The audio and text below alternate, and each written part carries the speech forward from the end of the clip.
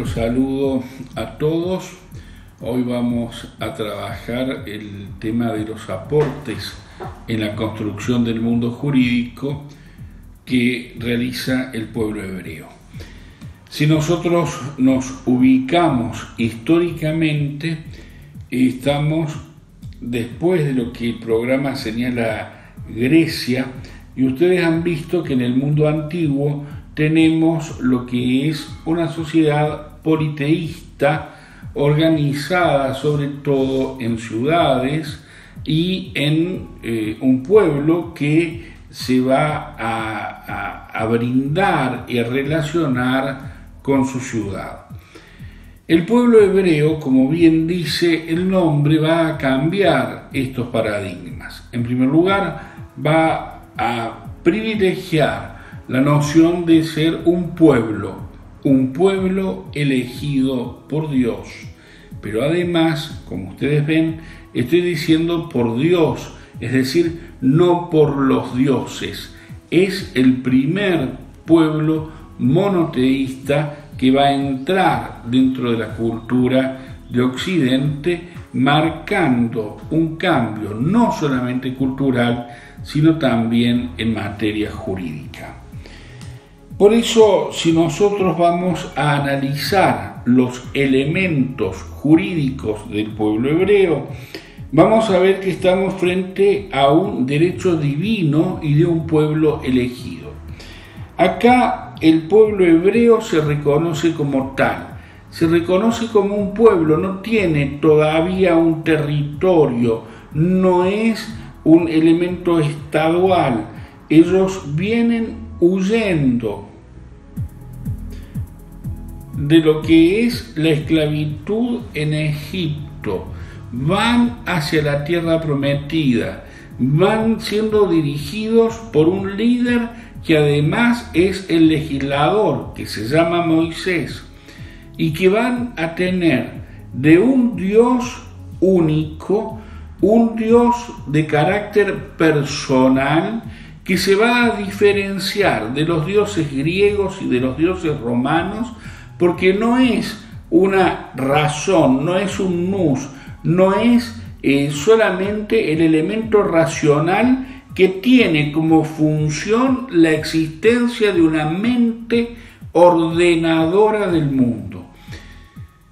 El pueblo hebreo va a tener una relación personal con su Dios, con su único Dios, que además es un Dios que ingresa directamente a la historia de ese pueblo y que va a acompañar a ese pueblo en su historia.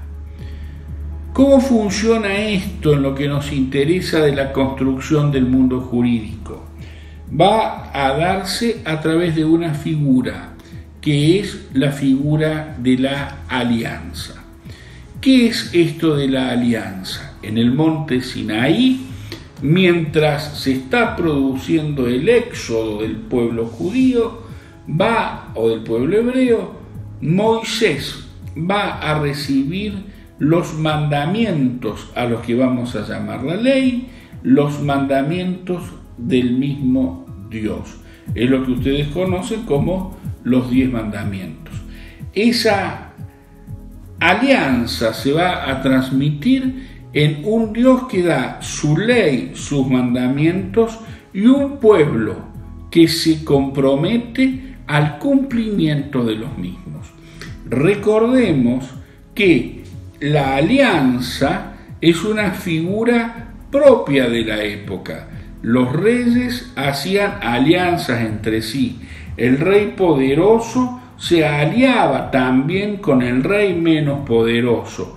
Por un lado, el menos poderoso le asistía en algunas cuestiones.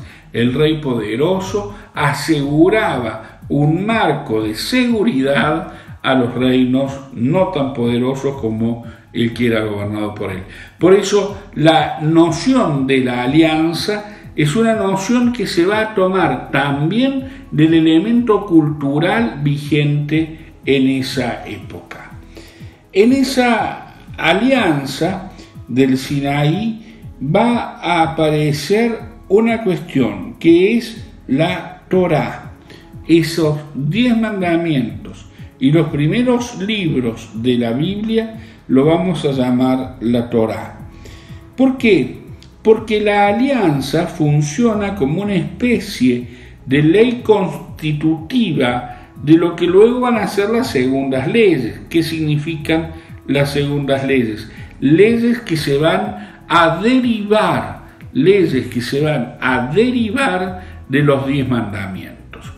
Por lo tanto, ese Pentateuco viene del griego y es como se denomina a los primeros 5 libros de la Biblia, es decir, al Génesis, al Éxodo, al Levítico, a los Números y al Deuteronomio. Hago un paréntesis. Ese Deuteronomio es un libro muy interesante de leer porque la palabra Deuteronomio para nosotros significa segundas leyes y son leyes derivadas de esa alianza que además tiene un sinnúmero de materias que tratan y de materias que hoy tendrían o tienen gran actualidad. Elementos sociales, como por ejemplo el deber de pagar el salario diario al jornalero porque es su vida, elementos que no pueden ser tomados en prenda, cuidados de la naturaleza, leyes de guerra, objeciones de conciencia, cuidado de la mujer. Hay un sinnúmero de normas que van a resguardar a las personas, derivándolas de lo que nosotros podemos denominar la alianza propiamente dicha. Este Dios de los hebreos, que reitero es un Dios personal, nos da la ley, generalmente en boca de Moisés, es decir, la estructura que va a utilizar el pueblo hebreo para legislar es una estructura distinta a la estructura que nosotros utilizamos. Es una estructura que se va a dar a través de lo que nosotros denominamos el discurso, en donde va a dar las razones por las cuales se dicta la ley, se dicta la norma y la ley y además la consecuencia. Una consecuencia no siempre sancionatoria. Generalmente van a ver que en los discursos puestos en bocas de Moisés van a decir: y si cumples esto serás feliz. Y si cumples esto, serás feliz. Por lo tanto, tenemos aquí un Dios personal. Las normas se derivan de la voluntad personal de Yahvé, se ponen en boca de Moisés y van a constituir todo el eje de la vida religiosa, política y social hebrea. Por lo tanto, este derecho va a tener un carácter marcadamente legalista. ¿Qué es lo que podemos sacar de estos 10 mandamientos o de la alianza? Podemos sacar 2 consecuencias al mismo tiempo. Constituyen la base de un derecho natural para los hombres, aunque ellos entendiéndolo solamente para el pueblo hebreo, pero también aparece un elemento de un derecho positivo porque es ley escrita emanada de la misma voluntad de Dios. No podemos concebir, vamos viendo sobre todo en estas concepciones de la antigüedad, un derecho que no vaya de mano o de la mano de la justicia. Hemos visto definiciones de dar a cada uno lo suyo, según lo que corresponda. Lo que va a hacer el derecho en la concepción hebrea es un derecho que da una noción de justicia, pero la noción de justicia es una noción de virtud. El hombre justo es quien tiene la virtud de la justicia. ¿Y cómo se adquiere esta virtud de la justicia? Se adquiere solamente cumpliendo la ley. Es el hombre hebreo el que se somete plenamente al cumplimiento de la ley emanada de Dios. No solamente de la ley de los 10 mandamientos, sino también de las segundas leyes y de un sinnúmero de preceptos que se van a ir dictando.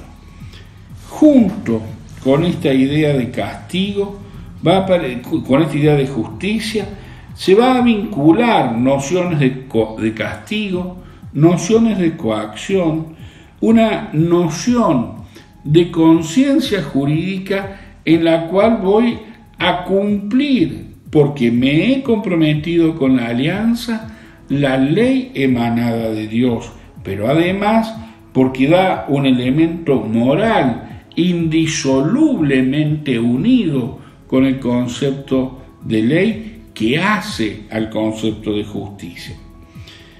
Por eso no participa este derecho con su concepción de ley y de justicia de la misma idea de derecho que nosotros podemos encontrar en las legislaciones griegas y las legislaciones romanas.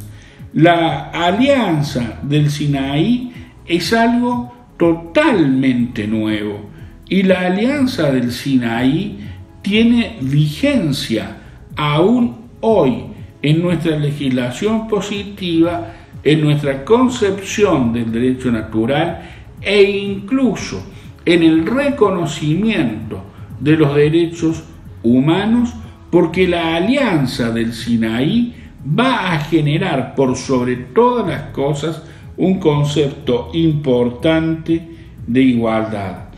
Tampoco podemos encontrar en el derecho hebreo lo que puede ser la diferencia entre el derecho divino y el derecho escrito, pues este derecho y esta ley son escritas por el mismo mandato y por la misma alianza del monte Sinaí. Y por último, que es algo que nos va a dar pie a la segunda parte o al segundo video. La ley del Sinaí es una ley que se encuentra grabada en la conciencia del hombre. San Pablo, posteriormente en el cristianismo, va a decir que se encuentra grabada en el corazón del hombre. Y ahí vemos el elemento natural de esto que estamos viendo. Sintetizo lo siguiente. En el pueblo hebreo, la noción monoteísta adquiere trascendencia. La noción de la alianza adquiere trascendencia. Dios da sus primeras leyes en los 10 mandamientos de una forma natural y de una forma positiva. Emana de la voluntad de Dios. No estoy ante un Dios racionalista y ordenador, y tengo una ley que se va a transformar en el eje de la vida social, política y personal de cada uno de los hombres del pueblo hebreo, que es el otro gran aporte que va a hacer esta comunidad, apartándose de las viejas ideas de polis, de chivitas y demás. Nos vemos en un próximo video.